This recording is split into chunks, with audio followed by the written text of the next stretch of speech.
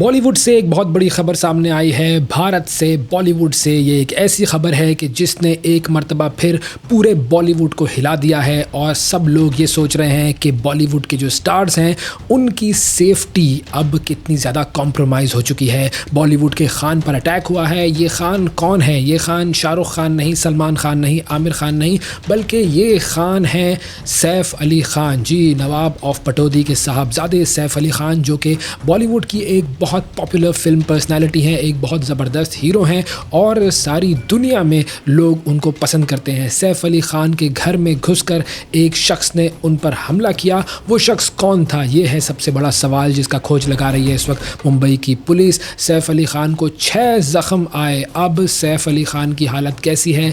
Doctors क्या कहते हैं? ये एक बहुत बड़ा सवाल है। फिर सैफ अली ख़ान की बीवी और बच्चे, उनकी क्या सिचुएशन है? पुलिस इस पूरे वाक़े के बारे में क्या कहती है? और हम आपको ये भी बताएंगे कि बांद्रा के इलाके में और कौन कौन से बड़े सुपरस्टार्स रहते हैं और इन सुपरस्टार्स में से कौन ऐसे हैं जिन पर पहले भी अटैक हुआ है। ये सब बात होगी इस वक्त और मामला बहुत संगीन मामला है। मामला एक ऐसा मामला है कि जिसने पूरे बॉलीवुड को हिला दिया है और इस वक्त पूरा भारतीय मीडिया जो है वो शोर मचा रहा है और अपने सुपरस्टार्स की सेफ्टी के बारे में सवाल उठा रहा है।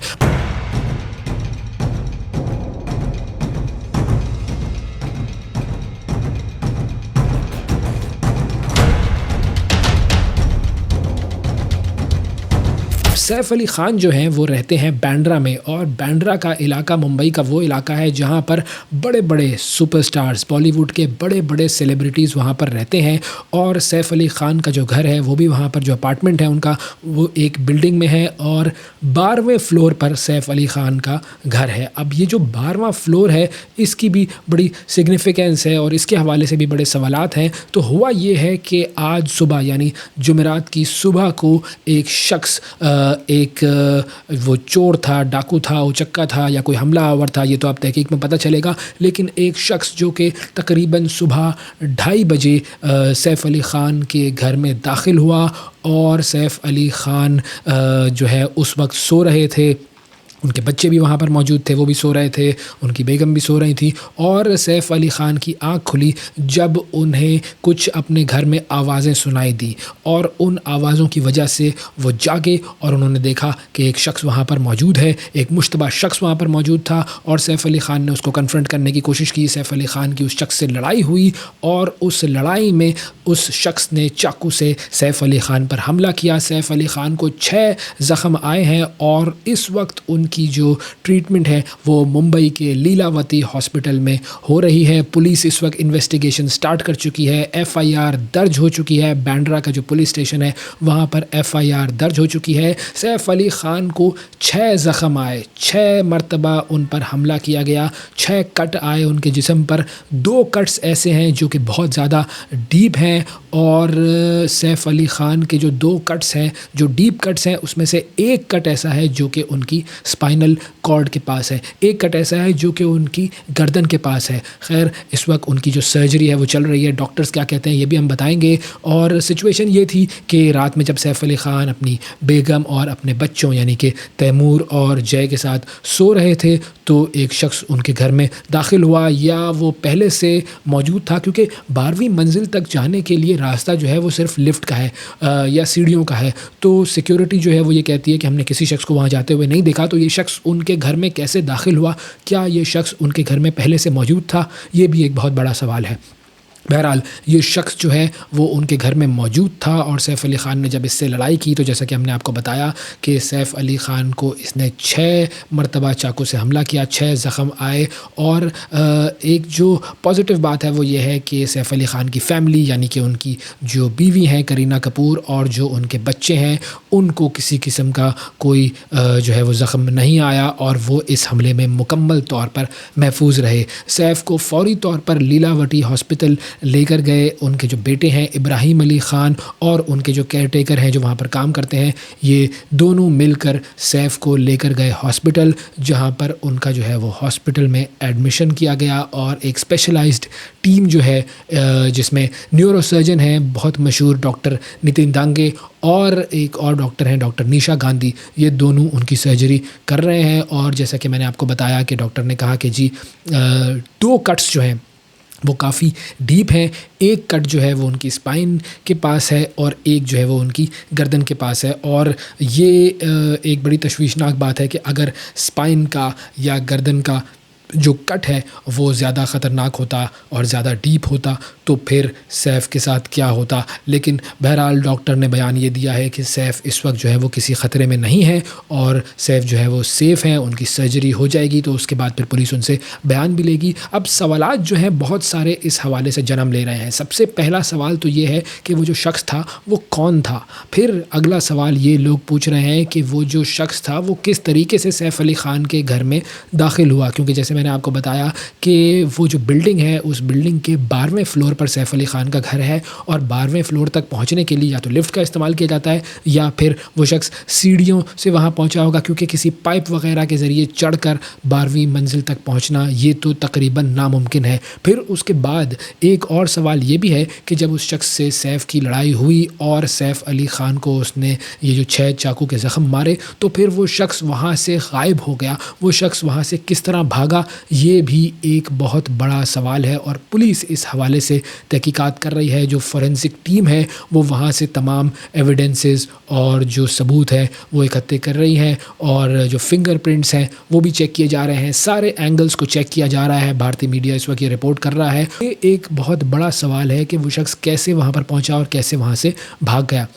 और भी सवालात हैं, क्या ये एक चोरी की या डाके की वारदात थी। फिर दूसरी चीज़ ये है कि क्या सैफ के ऊपर कहीं ऐसा तो नहीं है कि कोई कातिलाना हमला किया गया हो या फिर ये एक चोरी की वारदात थी, डाके की वारदात थी। तो फिर इसका मतलब ये भी हो सकता है कि सैफ ने जब उस शख्स को रोकने की कोशिश की तो फिर उस शख्स ने सैफ पर हमला कर दिया, सैफ ज़ख्मी हो गए। क्या ये एक इनसाइडर अटैक है, ये एंगल भी पुलिस की तरफ से देखा जा रहा है। और सबसे बड़ा एंगल जिसके हवाले से बात हो रही है वो ये है कि क्या ये कोई हेट क्राइम है और ये एक मुसलमान दुश्मनी का वाक़या है या ये फिर कुछ इस तरह का वाक़या है जैसा कि बिश्नोई गैंग जो है वो सलमान ख़ान के पीछे पड़ा हुआ है। तो क्या ये बिश्नोई गैंग का वाक़या है। अब सैफ की जब सर्जरी कंप्लीट होती है और फिर वो ज़रा अपने हवास में आते हैं तो फिर पुलिस उनकी स्टेटमेंट लेगी और उनसे बात करेगी और वो अपना बयान रिकॉर्ड कराएंगे और फिर पता चलेगा कि ये मामला क्या हुआ है।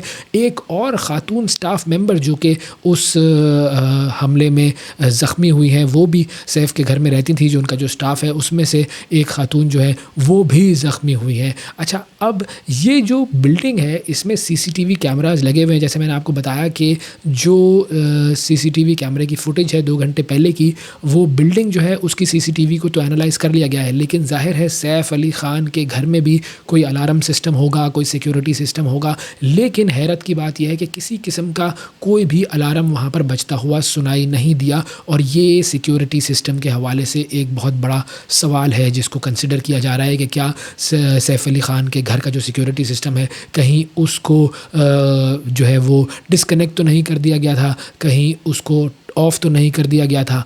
अब मुंबई जो है उसके हवाले से कहा यह जाता है कि ये महफूज तरीन शहरों में शामिल है इंडिया के, लेकिन इस वाक़े के बाद लोग बहुत सारे सवालात करना शुरू हो गए हैं। बहुत सारे पॉलिटिशियंस का भी बयान आ गया है जिसमें वो ये कह रहे हैं कि हमें अपनी पुलिस फ़ोर्स जो है उसके ऊपर मज़ीद काम करने की ज़रूरत है और ये बांद्रा का इलाका जहाँ बहुत बड़े बड़े सुपरस्टार्स रहते हैं, जब वहाँ पर ऐसा हो सकता है तो फिर किसी भी इलाके में ऐसा हो सकता है। फिर अब ये भी सोचने की बात है कि जो सैफ अली ख़ान की जो फैमिली है, यानी कि उनकी जो बेगम हैं करीना कपूर और उनके जो बच्चे हैं तैमूर और जय, वो कितना बड़ा ट्रॉमा है जो कि इस वक्त फ़ेस कर रहे हैं। क्या उस वक्त उनकी ज़हनी हालत होगी, किस तरीके से उन्होंने ये देखा होगा कि उनका बाप जो है वो उन्हें बचाने के लिए एक डाकू से लड़ रहा है और ये ट्रॉमा जो है ये काफ़ी अरसे तक उनके साथ रहेगा। अच्छा, अब ये जो इंसिडेंट है इसकी अगर हम थोड़ी सी हिस्ट्री की बात कर लें तो ये भी बड़ी इम्पॉर्टेंट है, क्योंकि सैफ अली ख़ान के घर के बाहर एक फायरिंग का एक इंसिडेंट हुआ था। उसमें कहा ये जाता है कि लॉरेंस बिश्नोई गैंग जो है वो मुलविस था। इसके अलावा अगर बात की जाए जुलाई 2024 की, तो सलमान खान के घर पर भी एक हमला हुआ था और 2 शूटर्स थे।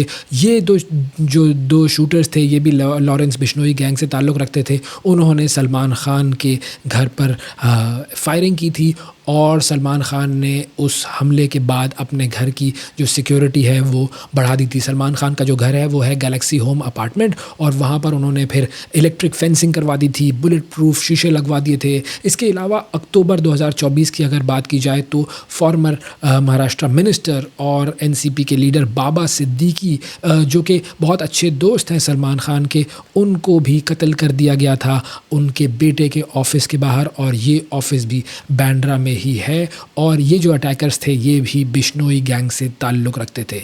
बहुत सारे जो बड़े-बड़े स्टार्स हैं, अब उनकी सिक्योरिटी के हवाले से भी सवालात उठाए जा रहे हैं, क्योंकि ये जो इलाका है बांद्रा का, जैसे मैंने आपको बताया कि बांद्रा के इलाके में बॉलीवुड के बड़े-बड़े सेलिब्रिटीज़ रहते हैं। कौन-कौन रहता है ये मैं आपको बताता हूँ। बांद्रा के ही इलाके में शाहरुख़ खान का घर है, बांद्रा के ही इलाके में आमिर खान का घर है, फिर रणबीर कपूर भी यहीं रहते हैं, संजय दत्त यहीं पर रहते हैं, रेखा यहाँ पर रहती हैं, ज़ीनत अमान यहाँ पर रहती हैं, अनन्या पांडे का भी यहाँ पर एक अपार्टमेंट है, और फरहान अख्तर भी यहाँ पर रहते हैं। इसके अलावा सायरा बानो जो कि दिलीप कुमार की बेगम है, वो भी यहीं पर रहती हैं। तो एक बहुत ही सेलिब्रिटीज़ से ये भरपूर इलाका है, और इस इलाके की सिक्योरिटी के हवाले से अब सवालात उठाए जा रहे हैं।